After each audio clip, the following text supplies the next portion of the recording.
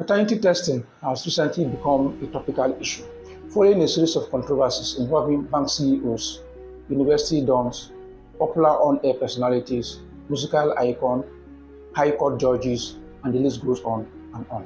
Some practitioners, based on personal experiences, have estimated that 6 out of every 10 paternity tests done in Nigeria come out negative, meaning the man is not the father of the child. A whopping 60%.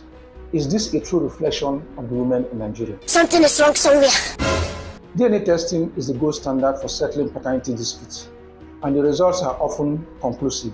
They can be conclusively misleading if due diligence is not done. Jesus! For example, in November 28, 2022, we had a case where DNA tests indicated that the husband and boyfriend of a woman were not the father of a child for whom both of them were claiming paternity.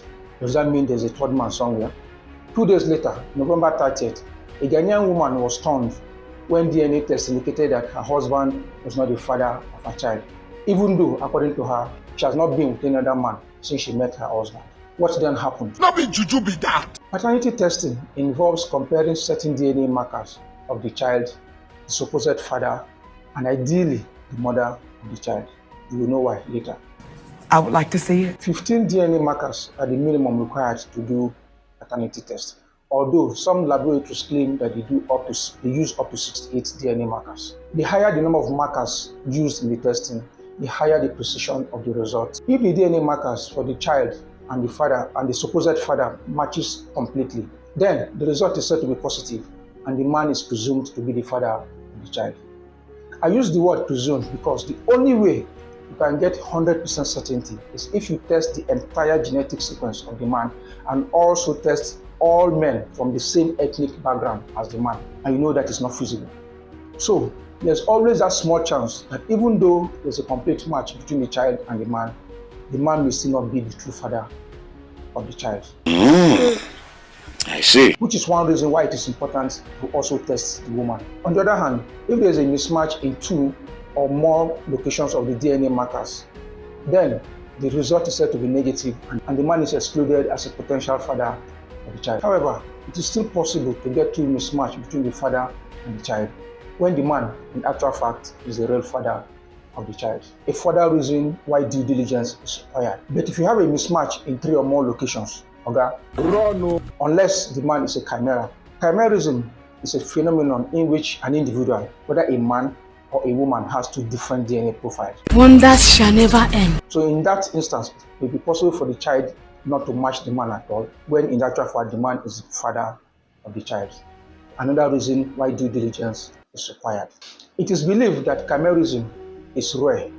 However, studies have shown that as many as 10% of people in the population are chimeras. Really?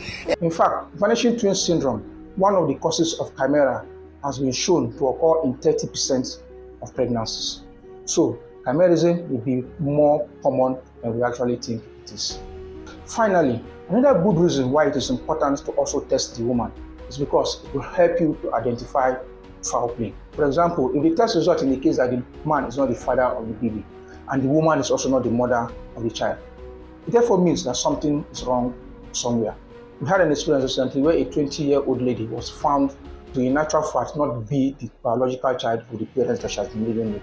It turned out that she was stolen at birth and given to a different family. So if this is the case and the woman was not tested, then we run the risk of falsely accusing the woman of infidelity when in actual fact she is a victim of foul play.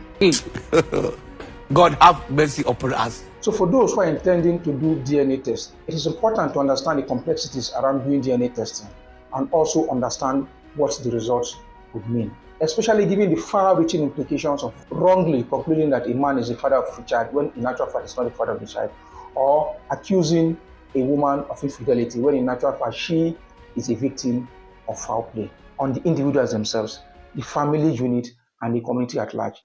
It is important for due diligence to be done.